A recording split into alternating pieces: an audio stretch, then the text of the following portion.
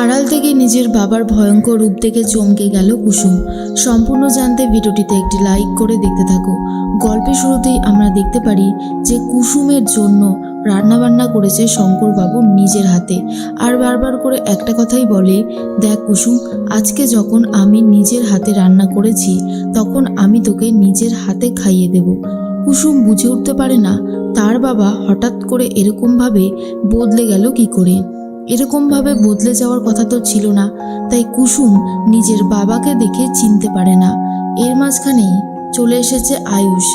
আয়ুষকে ডেকে নেমন্তন্ন করে খাওয়াবে বলে ঠিক করেছিল শঙ্করবাবু। এরপরে আয়ুষ বলে, কাকা আমি চলে এসেছি।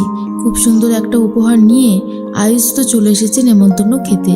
তখন অন্যদিকে কুসুমও রেডি হয়ে গেছে। এরপরে কুসুম বলে যে আমি ছোট সাহেবের খাবারটা সার্ভ করে দিই, কিন্তু শঙ্করবাবু বলে, না না, আজকে আমি তোদের দুজনকে একসাথে বসিয়ে খাওয়াবো। রান্না যখন আমি নিজের হাতেই করেছি তখন খাবারটা দিতে অসুবিধা কোথায়? নে তোরা দুজন বসে পড়তো। এরপরেই কুসুম আর আয়ুষ দুজনেই বসে পড়েছে। এর মাঝখানেই শঙ্করবাবু খাবার পরিবেশন করতে থাকেন, আর দেখতে পায় যেন একটা অন্য চোখে কুসুম আর আয়ুষের বিয়ে হয়ে গেছে। তারা এসেছে শঙ্করবাবুর কাছে নেমন্তন্ন খেতে, কিন্তু মোটেও তেমনটা হয় না। এর মাঝখানে কুসুম বলে, বাবা তুমি এতক্ষণ ধরে দেবে, তার থেকে বরং আমি দিয়ে দিচ্ছি। কিন্তু শঙ্করবাবু বলে, না রে কুসুম, আমি তো আছি, আমি সবটা সামলে নিচ্ছি। তুই শুধু শুধু এত চিন্তা করছিস কেন বলতো? খা, মন দিয়ে খা, আর কবে খাবি সেটা তো আমি নিজেও জানি না। এসব শোনার পরে একটু অবাক হয়ে যায় কুসুম, আর বলে, কিছু বললে বাবা? কিন্তু শঙ্করবাবু কিছুই বলতে চায় না। শঙ্করবাবু ভাবে যেভাবেই হোক কুসুমকে শেষ করে দিতে হবে, কারণ সে তার মালিকিনের সাথে বেইমানি করতে পারবে না। এরপরেই আয়ুষ বলে, সত্যি কাকা, আজকে খাবার রান্নাগুলো এত টেস্টি হয়েছে তোমাকে বলে বোঝাতে পারবো না। তখনই শুনে বলে, তোমার ভালো লেগেছে আয়ুষ বাবা? ব্যাস, তাহলে আর কি চাই। কালকে তো আমি কুসুমকে নিয়ে অনেক দূরে যাব। এরকম সারপ্রাইজ কোনো বাবা তার মেয়েকে আজ পর্যন্ত দিয়েছে বলে আমার মনে হয় না। আমার যেন খুব আনন্দ হচ্ছে, মনে হচ্ছে সেই সময়টা কখন আসবে। আয়ুষ তখন মনে মনে ভাবে, যাক, কাকা নিশ্চয়ই কুসুমের জন্য কিছু ভালো বড়সড় সারপ্রাইজ রেখেছে। এর থেকে ভালো আর কী বা হতে পারে। এর মাঝখানে দুজনকে খুব সুন্দর যত্ন আত্তি করে খাওয়ায় শঙ্করবাবু। অন্যদিকে দেখা যায় যে আয়ুষ ভাবে আজকে যে দিনটা গেল সেটা সত্যি অনেক ভালো একটা দিন, আর এরকমভাবে আয়ুষ শঙ্করবাবু আর কুসুমের সাথে মিশে থাকতে চায়। এর মাঝখানে খাওয়া দাওয়া শেষ করে আয়ুষ তো চলে যায়, আর দেবীমার জন্য খাবার নিয়ে গেছে কুসুম, আর বলে, দেবীমা, কাল আমার জন্মদিন, আর জন্মদিন উপলক্ষে বাবাই রান্নাগুলো করেছিল, তাই আমি আপনার জন্য এনেছি। এটা শোনার পরে দেবীমা বলে, তাই কালকে তোমার জন্মদিন? কুসুম যখনই প্রণাম করে দেবীমা আশীর্বাদ করে, সব ঘরে ঘরে তোমার মতন মেয়ে যেন হয় কুসুম, তুমি এতটাই ভালো। দেবীমার কাছ থেকে এই কথাটা শোনার পরে খুবই খুশি হয়ে যায় কুসুম, আর বলে, আমার ভাগ্য অনেক ভালো, তাই দেবীমার কাছ থেকে এত সুন্দর একটা প্রশংসা শুনলাম, আশীর্বাদ পেলাম। এরপরেই ইন্দ্রাণী গাঙ্গুলি বলে, কুসুম তুমি ঠিক আছো তো? কুসুম বলে, হ্যাঁ দেবীমা, আমি একদম ঠিক আছি। এদিকে দীপালিকে নিজের ঘরে নিয়ে এসেছে শঙ্করবাবু, আর বলে, দীপালি, সত্যি করে বলো, তুমি এই কথাটা কবে থেকে জানো? কেন আমার কাছে এই কথাটা লোকালে? তখন দীপালি বলে, শঙ্করদা, তুমি ভুল বুঝছো। আমি জানি, মানে আমাকে কুসুম কিছুই বলেনি, তবে আমি কিছুটা বুঝতে পেরেছিলাম। একটা কথা তোমাকে বলি, আয়ুষ বাবা কুসুমকে যতটা ভালোবাসে, কুসুমও কিন্তু আয়ুষ বাবাকে ঠিক ততটাই ভালোবাসে। ওদের ভালোবাসা নিখাদ, কোনো ভেজাল নেই।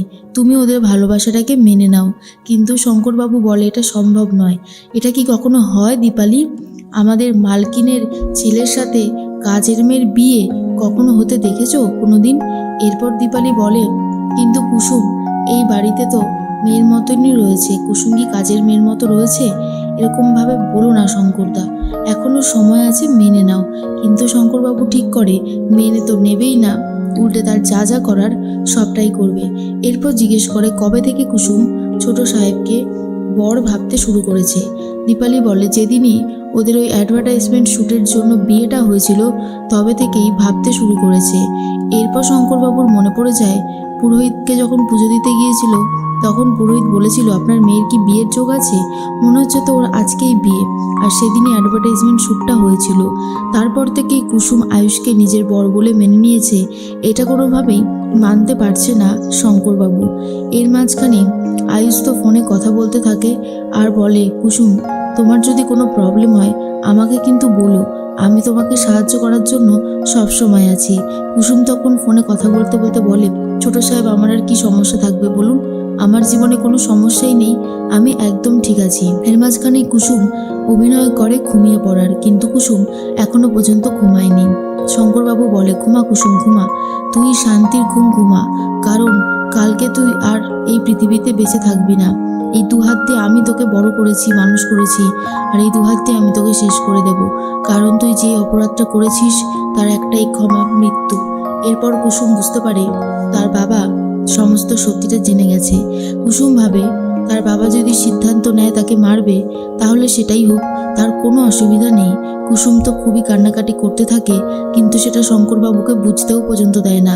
এরপরে শঙ্করবাবু খাটের নিচে যে বাক্সটার মধ্যে কুসুম আয়ুষের দেওয়া সমস্ত জিনিসগুলো রেখে দিয়েছিল, সেই বাক্সটা খুলে সমস্ত কিছু বার করে আর বলে, এগুলোকে আমি জ্বালিয়ে পুড়িয়ে শেষ করে দেব, কোনো রকমের কোনো প্রমাণ থাকবে না। এরপর বাইরে নিয়ে গিয়ে আগুন জ্বালিয়ে শেষ করে দেয়। কুসুম বাইরে এসেও সবটা দেখে আর বলে, বাবা তুমি যখন চেয়েছো তখন তোমার স্বপ্ন পূরণ হবেই। আর তখনই কুসুম বুঝতে পারে গুরুদেবের বলা কথাটা কতটা সত্যি হতে চলেছে, যে কুসুম তোমার নিজের আপন মানুষই তোমাকে মেরে দেবে। এর মাঝখানে কুসুম বলে, বাবা তুমি যখন চেয়েছো এটাই হবে। পরের দিন সকাল হতেই কুসুম শাড়ি পরে চলে গেছে আয়ুষের ঘরে ফুল দিতে। আয়ুষ তখন বলে, কি ব্যাপার কুসুম, তুমি আজকে নকল ফুল এনেছো, কাগজের ফুল কেন এনেছো? আমার টাটকা ফুল চাই, কোথায় সেই টাটকা ফুল?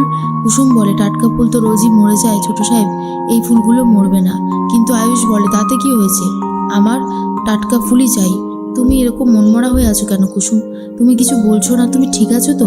কুসুম তখন বলে, হ্যাঁ ছোট সাহেব আমি একদম ঠিক আছি, আমাকে নিয়ে ভাববেন না, আমি তাহলে আসি। এই বলেই আয়ুষের পা ধরে নমস্কার করে। আয়ুষ তখন বলে, এসো আজকে জন্মদিনটাই তুমি ভালো করে আনন্দ করো, দারুণ করে সময় কাটাও। এর মাঝখানেই দেবীমাকে নমস্কার করে কুসুম।